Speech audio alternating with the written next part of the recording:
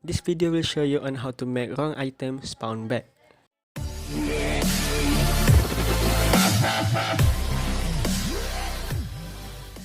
So on the last video, I just show you on how to make this. If the answer touching the wall, so it will be destroyed, and then if it is not, it will not be destroyed. And then if the two answer touching the wall, so the wall will be destroyed. And then for this video, I'm gonna show you on how to make this the wrong answer here. If it touch the wall, so it will be spawn back. So here on this drawing, I want to cut this and then get it into this, because here if it is the right answer, I want to destroy the object, and then if it is the wrong answer, I'm gonna respawn back into its position. So here on the item push script, so I'm gonna create a new private variable, private, not public, private, and then vector3. Type this type as vector3. I'm gonna call this start position.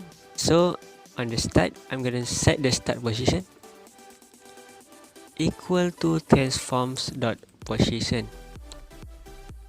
So we want to get the start position of the object into the transform position. So for this, I'm gonna just to check this, I'm gonna debug log start position. So you can check it on the editor. Just click save, and then I'm gonna start this, and you can see here the object showed is start position. For this, and this, we have three object here, so it works well.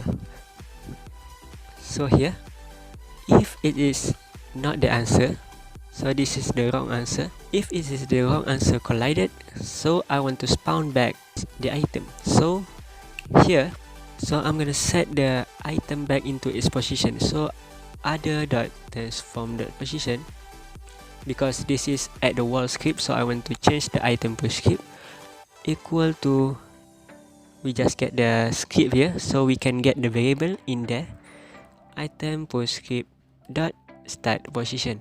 So you can see here it is not cannot this, because I want to change it into public, so we can access in wall script here. So I just get this, and then Ctrl S, don't forget to save, and then play the game. So if it's collided, it will be destroyed, and then this will be spawned back here. So that's it.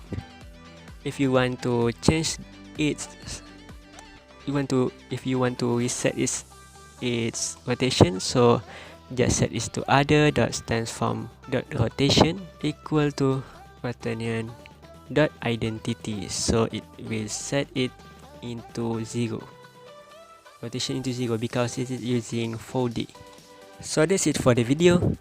Don't forget to hit the subscribe button and click the like button, and then thank you.